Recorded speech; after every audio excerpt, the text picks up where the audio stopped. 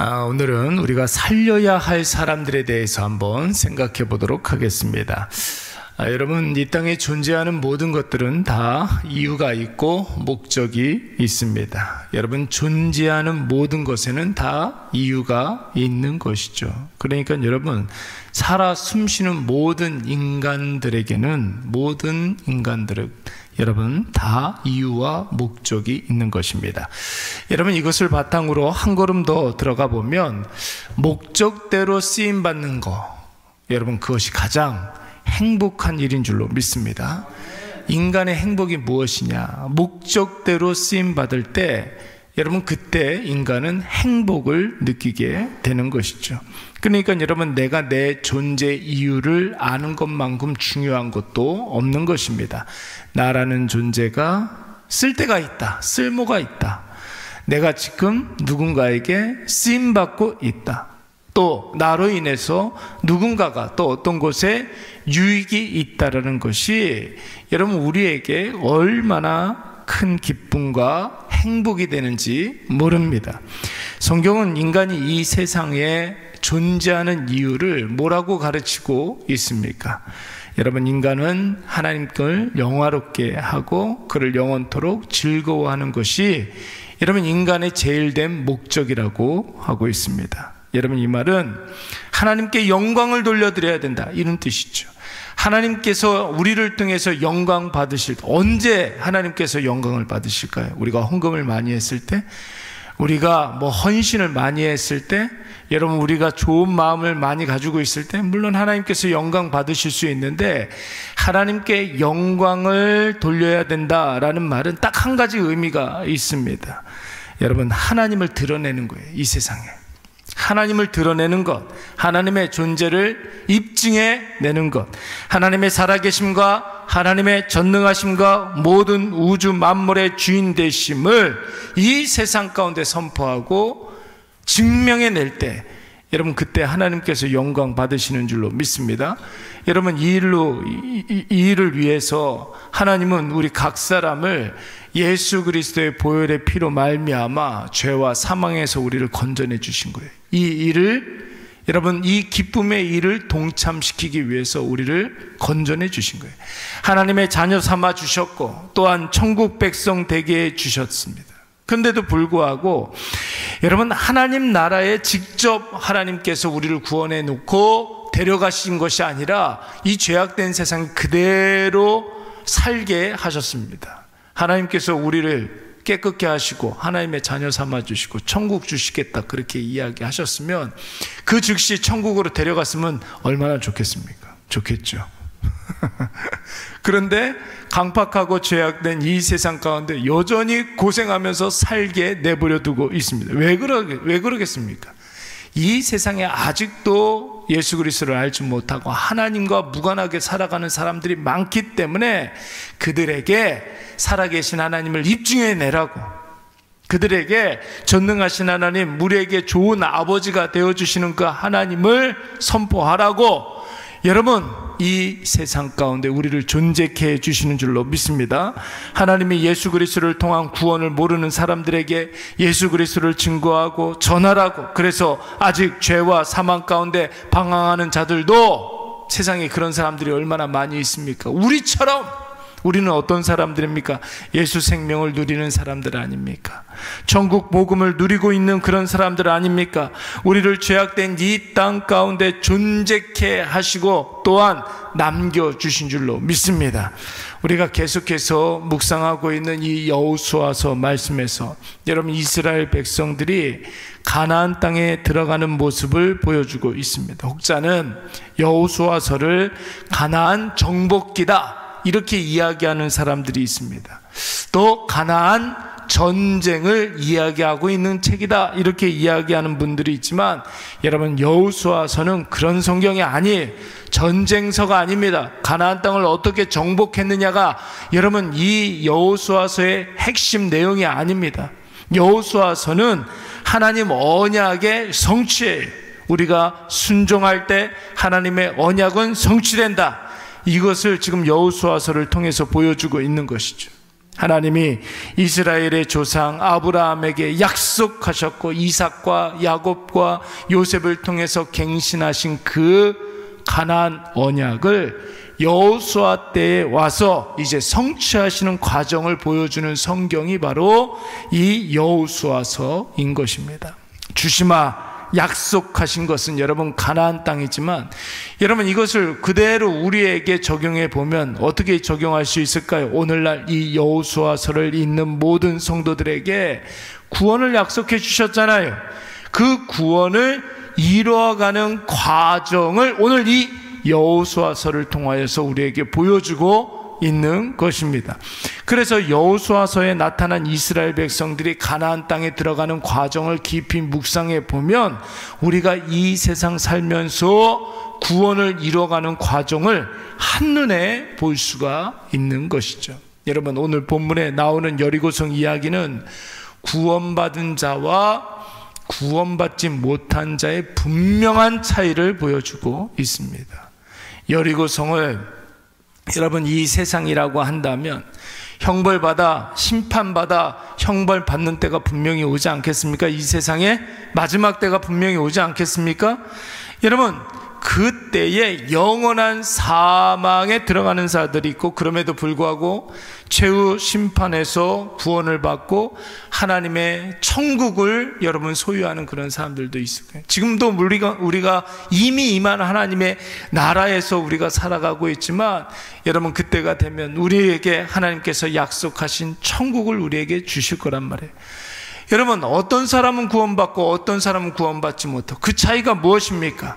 살아계신 하나님, 전능하신 하나님을 믿느냐 안 믿느냐 이 차이인 것이죠. 그래서 여러분 오늘 본문에 나오는 라합은 굉장히 중요한 사람입니다. 그는 여러분 비천한 처지에 있었던 사람이었습니다. 세상 사람들이 알아주지 않는 그런 사람이었습니다. 세상 가운데 자기 자신을 내세울 것이 하나도 없는 그런 사람이었습니다. 그러나 그는 구원을 받았습니다. 그의 가족은 구원을 받았습니다.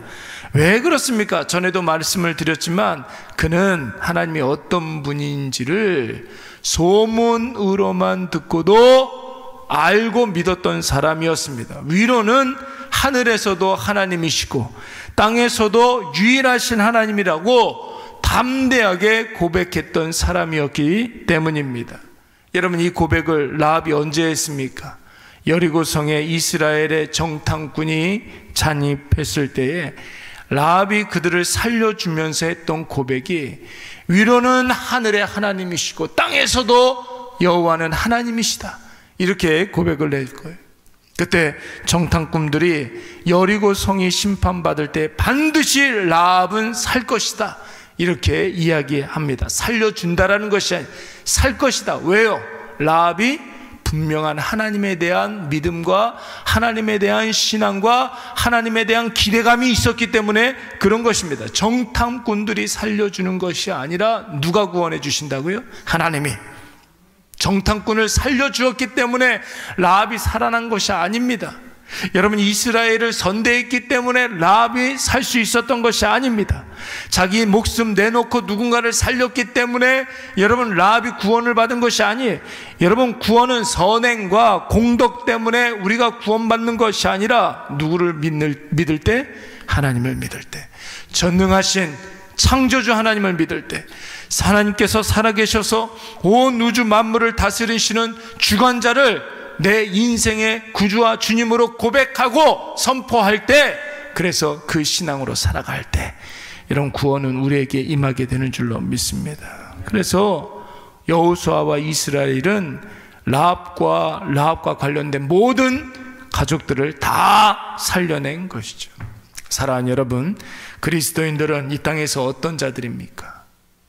여러분 한번 생각을 해보세요. 어떤 목적과 어떤 사명을 갖고 이 땅에 그리스도인들이 존재하고 있습니까?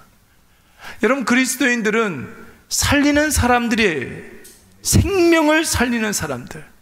죄와 사망 가운데 빠져 인생의 방향과 목적 없이 살아가는 수많은 영혼들을 살리는 사람들이고, 세상에서 찢기고 상하여서 다시 시작할 힘조차 없는 영혼들을 붙잡아 일으켜 세워서 회복시켜 다시 주 안에서 시작하게 하는 사람들, 이게 여러분 그리스도인들의 존재 이유인 줄로 믿습니다. 성도가 여러분 이 세상에 존재하는 이유가 살리기 위함이라면 교회는 왜 존재해야 될까요? 여러분, 성도는 자기 목숨 연명하는 자들이 아닙니다.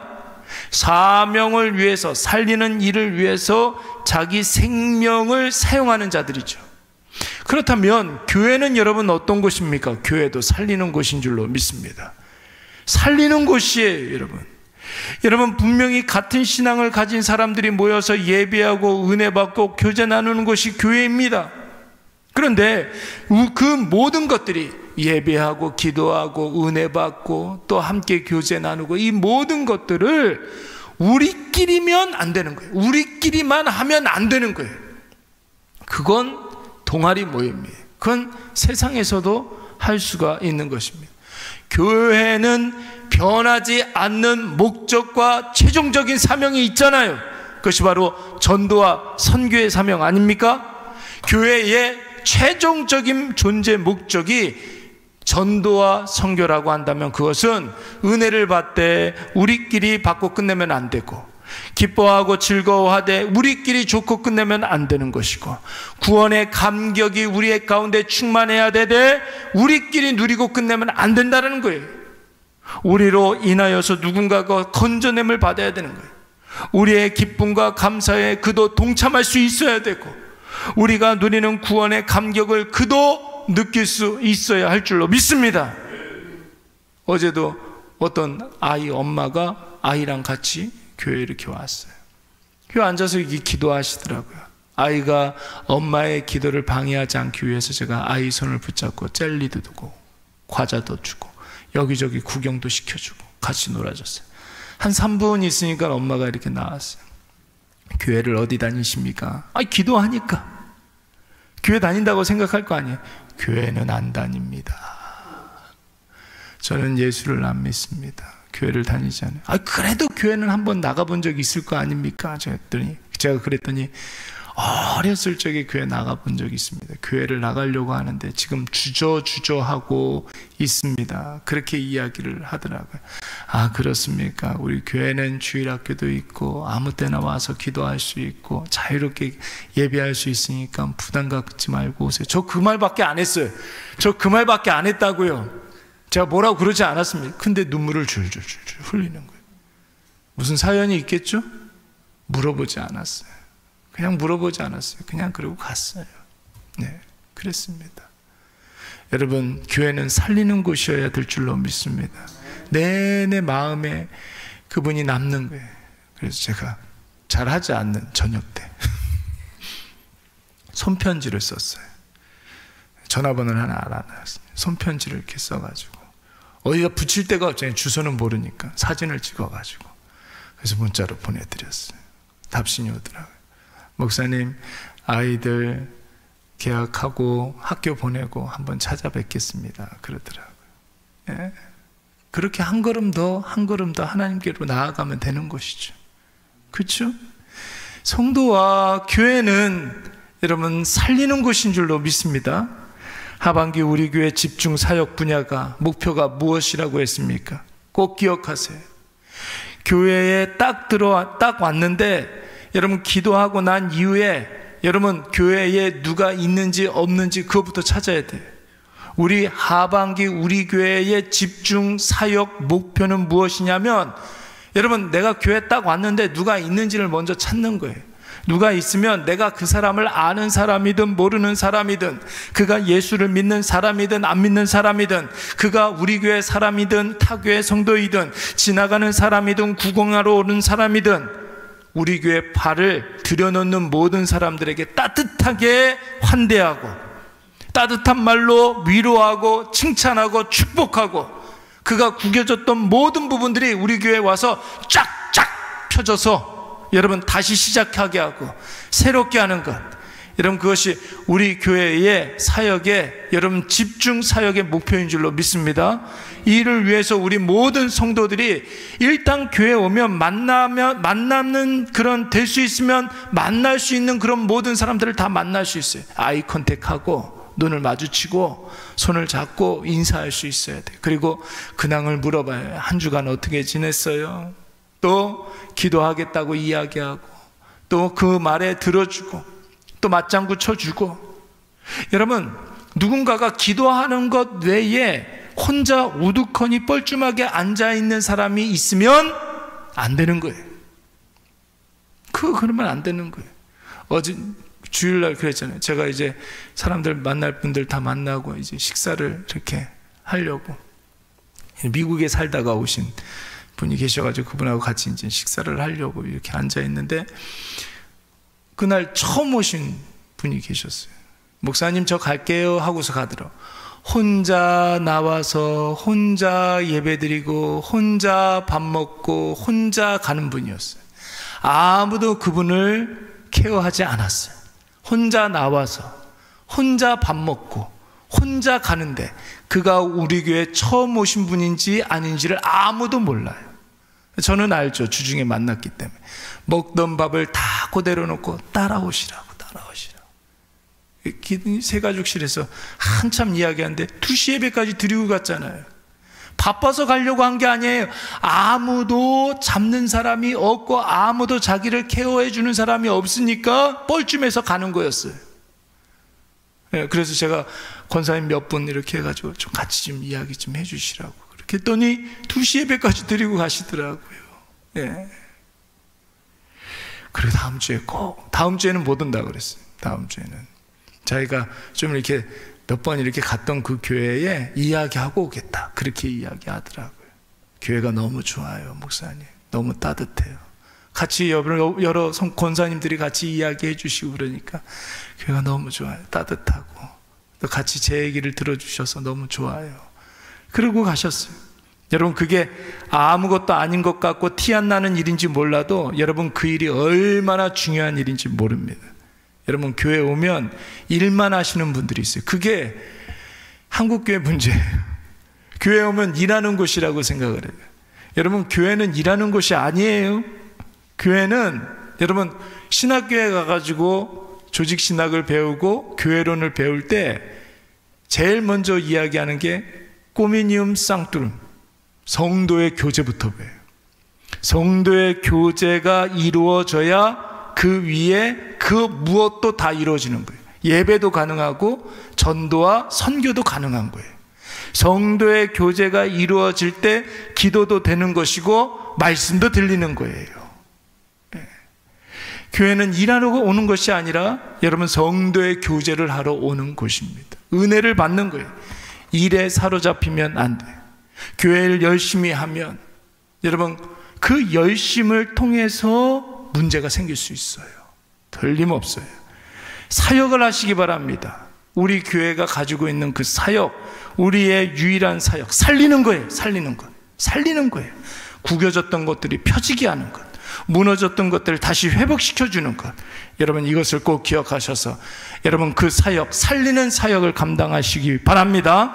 그러기 위해서는 내가 먼저 승리해야 되고 내가 먼저 여러분 은혜의 그릇이 커져야 우리 사랑하는 일회교회 성도들을 이렇게 받아들일 수가 있고 그들을 품고 기도할 수가 있는 줄로 믿습니다. 우리 잠깐